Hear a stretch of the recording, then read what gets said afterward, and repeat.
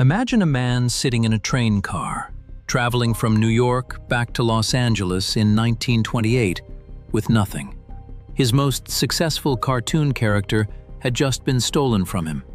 His entire animation staff had been hired away behind his back. The distributor he trusted had taken legal ownership of the work he created and left him with no product, no team, and no leverage. He was 3,600 miles from home, with a blank notebook and no clear idea of what to do next. On that train ride, according to the story he told for the rest of his life, he started sketching a mouse. A simple character with round ears, red shorts, and oversized shoes. He originally wanted to call it Mortimer. His wife told him the name sounded too pompous. He changed it to Mickey. That mouse became the foundation of the largest entertainment company in the history of the world. But what happened between that train ride and that outcome was not a fairy tale. It was a series of calculated business decisions, technical innovations, financial gambles, and labor disputes that reshaped the entire entertainment industry and created a model of branded storytelling that still dominates global culture today. Walt Disney did not succeed because he had more imagination than other people. He succeeded because he understood, earlier and more clearly than anyone else in his industry, that entertainment was not just art. It was a system. And whoever controlled that system, the characters, the technology, the distribution, the audience experience, controlled something far more valuable than any single film or drawing. By the end of this video, you will understand how Disney built that system, what it replaced, who it affected, and why the company he created still shapes the way stories are told, sold, and consumed around the world. Before Disney entered the animation industry, the business of cartoons in the United States was small, unstable, and considered artistically insignificant. In the early 1920s, animated films were short novelties shown before feature films in movie theaters. They were produced cheaply by small studios, distributed through arrangements that heavily favored the distributors over the creators, and viewed by audiences as disposable entertainment. No animated character had lasting cultural recognition. No animation studio had anything resembling brand loyalty. The people who made cartoons were considered craftsmen at best, and most were paid accordingly. The film industry itself was undergoing rapid consolidation. Major studios like Paramount, MGM, Warner Brothers, and Fox were building vertically integrated operations that controlled production, distribution, and exhibition. They owned the cameras, the sound stages, the distribution networks, and the theaters. Independent creators who did not operate within this system had limited access to audiences and almost no bargaining power. Animation studios were at the bottom of this hierarchy. They produced filler content that theaters used to pad their programs between newsreels and feature films. The animators had no ownership of their characters, no control over their distribution, and no direct relationship with the audience. This was the industry Walt Disney entered, and this was the system he would eventually dismantle and replace. Walter Elias Disney was born on December 5, 1901, in Chicago, Illinois. He was the fourth of 5 children. His father, Elias Disney, moved the family frequently, chasing work opportunities that rarely materialized as expected. The family lived in Chicago, then Marceline, Missouri, then Kansas City, and then back to Chicago. Elias was a stern, sometimes harsh father who expected obedience and manual labor from his children. Walt's older brothers, Herbert and Raymond, eventually left home to escape their father's demands. Disney showed an early interest in drawing. In Marceline, he sketched animals on the farm where his family briefly lived. A neighbor paid him a small amount to draw a portrait of his horse. In Kansas City, he took Saturday classes at the Kansas City Art Institute. His formal education was inconsistent due to the family's frequent relocations, and he never completed high school in the traditional sense. At 16, he attempted to enlist in the military during World War I, but was rejected for being underage. He joined the Red Cross Ambulance Corps instead and was sent to France, where he spent a year driving supply trucks and drawing cartoon illustrations on the side. When Disney returned to Kansas City in 1919, he wanted to work as a commercial artist. He took a job at a small advertising firm where he met Ub Iwerks, a gifted illustrator who would become his most important early collaborator. The two formed a short-lived commercial art business, then both took jobs at the Kansas City Film Ad Company, which produced short, animated advertisements for local theaters. This was Disney's first exposure to the mechanics of animation production. He studied the process intensely, borrowed a camera, and began experimenting with animation techniques in his garage at night. In 1921, Disney started his own company, Laugh-O-Gram Studio, producing short animated fairy tales for local distribution. The studio attracted a small team of young animators, but the business side was disastrous. Disney had no experience managing finances, negotiating contracts, or securing reliable distribution. A deal with a New York distributor fell apart when the distributor went bankrupt without paying. Laugh-O-Gram Studio ran out of money. Disney could not pay his employees. He could not pay his rent. The company filed for bankruptcy in 1923. Disney was 21 years old. He left Kansas City with almost nothing and took a train to Los Angeles, where his older brother Roy was recovering from tuberculosis. Walt initially planned to pursue a career in live-action film directing. He considered animation a dead end. But when he could not find work in live action, he returned to what he knew. He and Roy set up a small animation operation in their uncle's garage, and Walt contacted a New York distributor named Margaret Winkler about a series he had started in Kansas City combining live-action footage with animated characters. Winkler agreed to distribute the series. The Disney Brothers Cartoon Studio was in business. Over the next several years, Disney produced the Alice comedies, and then a new animated series featuring a character called Oswald the Lucky Rabbit. Oswald was a hit. Audiences liked the character. The series was profitable. Disney traveled to New York in early 1928 to renegotiate his contract with the distributor, Charles Mintz, expecting better terms. What happened instead was a lesson Disney never forgot. Mintz informed Disney that he would be reducing the fee paid per cartoon, not increasing it. When Disney protested, Mintz revealed that he had already hired away most of Disney's animation staff, and that the contract gave Mintz, not Disney, legal ownership of the Oswald character. Disney could accept the lower rate, or he could walk away with nothing. Disney walked away. He lost his character, his staff, and his income in a single meeting. The experience permanently shaped his approach to business. From that point forward, Disney insisted on owning every character, every story, and every piece of intellectual property his company created. This principle, which seemed like stubbornness at the time, became the foundation of the most valuable entertainment catalog in history. On the train ride back to Los Angeles, Disney began developing a new character. Working with Ub Iwerks, who had remained loyal during the Mintz betrayal, he created Mickey Mouse.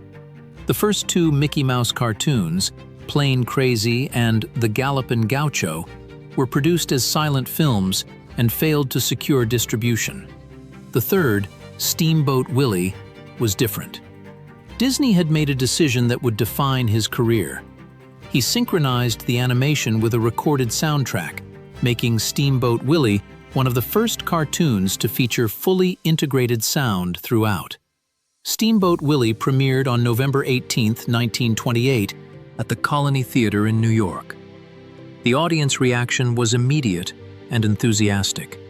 The synchronization of music, sound effects, and animated movement created an experience that felt qualitatively different from anything audiences had seen in animation.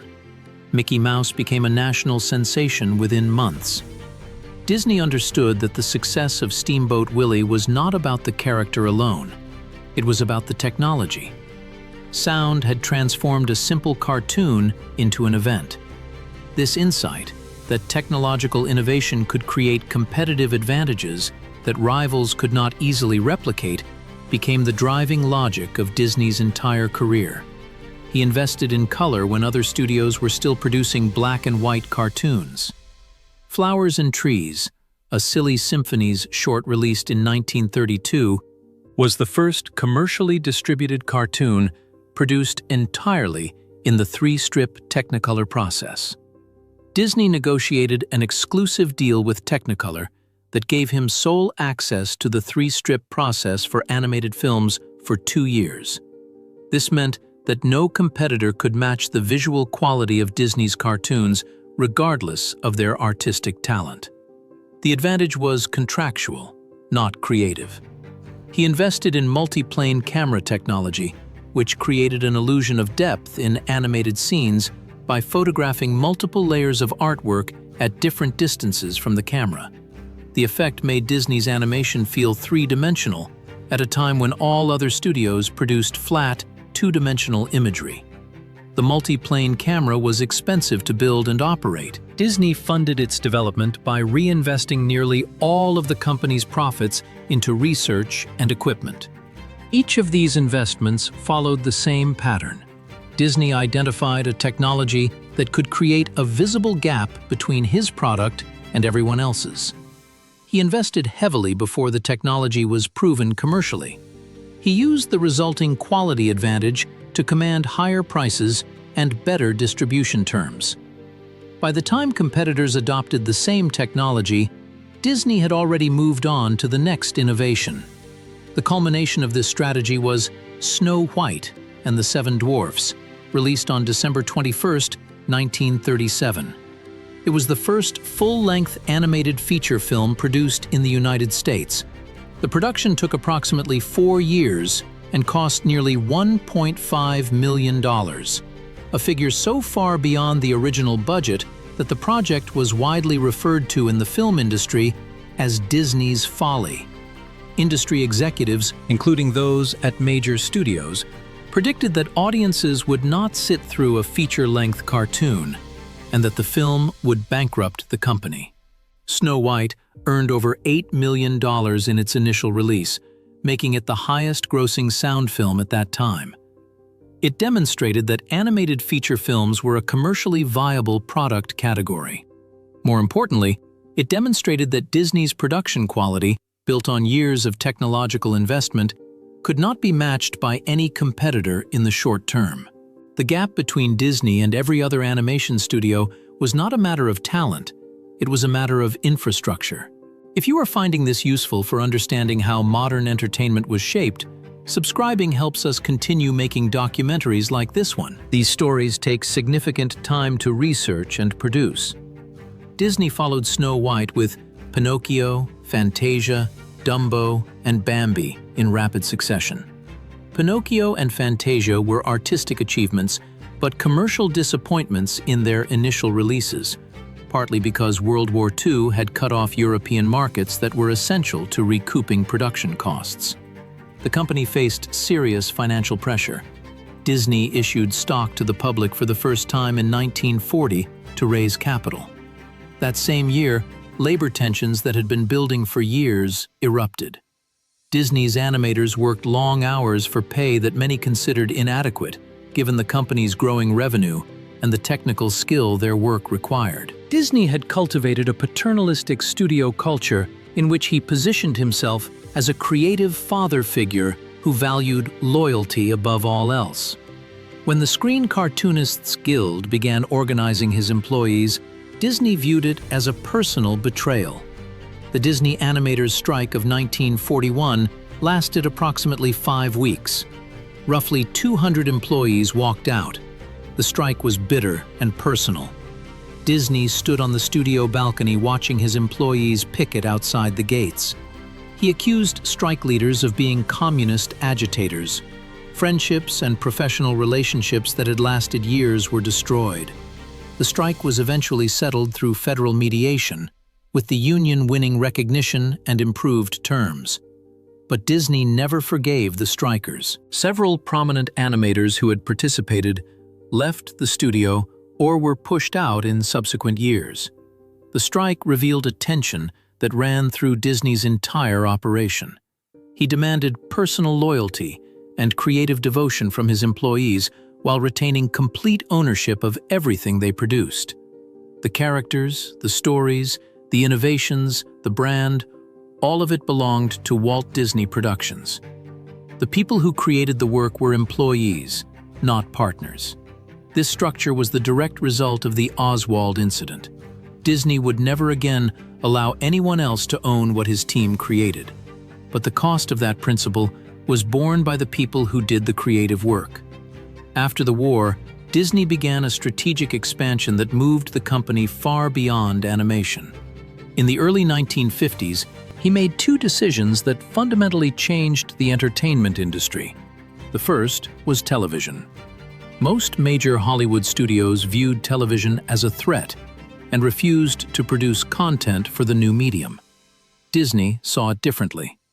In 1954, he launched Disneyland, a weekly television series on ABC. The show served multiple purposes simultaneously. It provided a new revenue stream. It promoted Disney's theatrical releases. And, most critically, it promoted a project that Disney was developing in Anaheim, California, a physical theme park that would bring Disney characters and stories into three-dimensional reality. The second decision was Disneyland itself. Disney conceived of the park as something that had never existed before, a controlled, branded environment where every detail, the architecture, the landscaping, the music, the food, the employee behavior, the sightlines, was designed to create a specific emotional experience. Existing amusement parks were chaotic, dirty, and poorly managed. Disney wanted the opposite. He wanted a place where the audience experience was as carefully engineered as the animation in his films. Disneyland opened on July 17, 1955. The opening day was chaotic. Rides broke down, asphalt was still wet, drinking fountains did not work, and counterfeit tickets led to overcrowding. But the concept was sound. Within its first year, Disneyland attracted nearly 4 million visitors. Within a decade, it had fundamentally changed the tourism and entertainment industries. The theme park model Disney created was not just an amusement venue.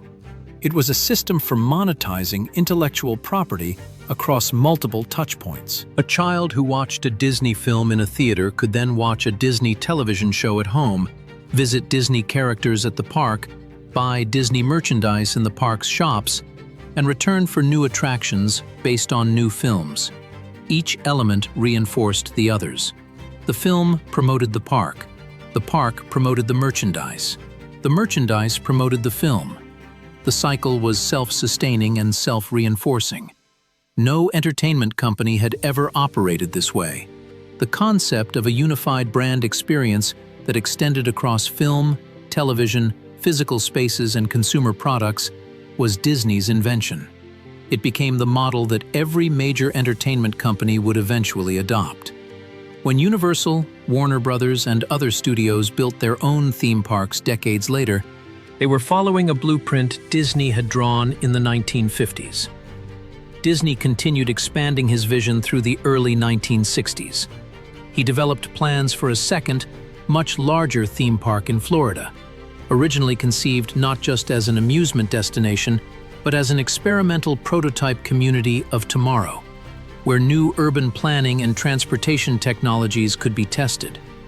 He purchased approximately 27,000 acres of land in central Florida through a series of shell companies to prevent land speculation.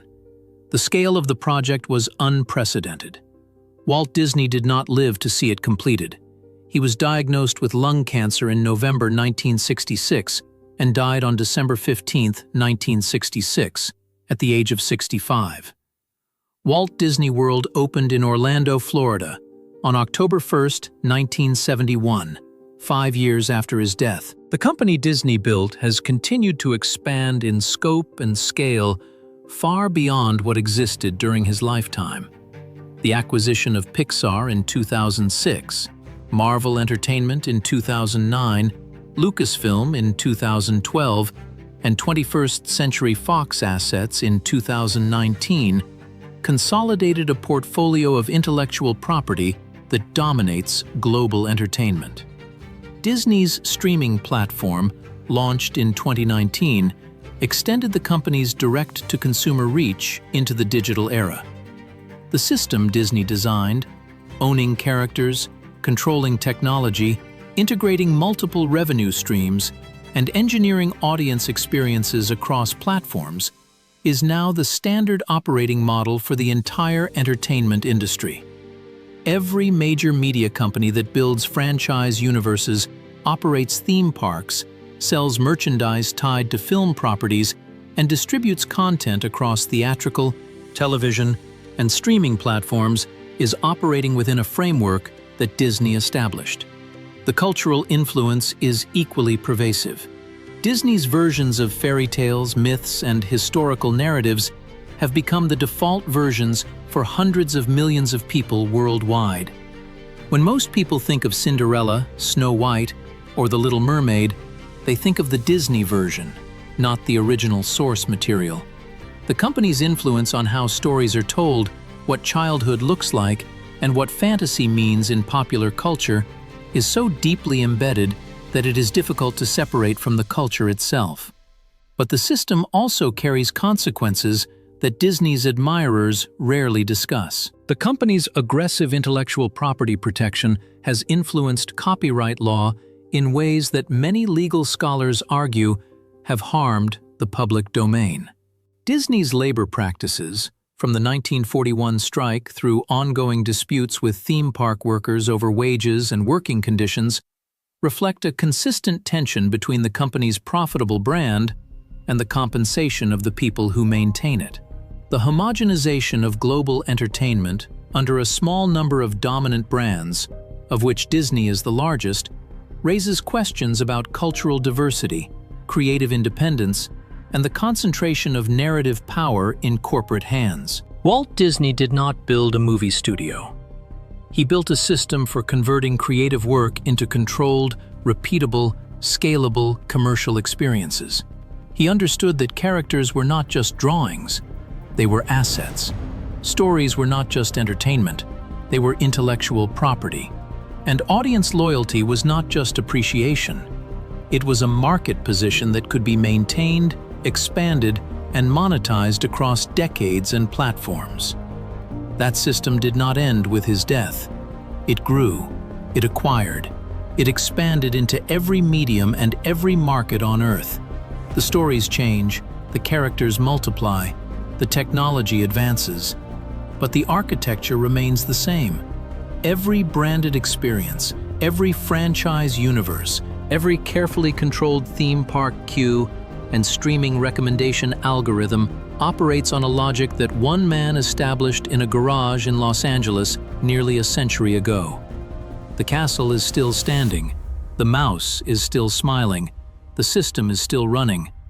Modern entertainment still operates on the foundation Walt Disney built.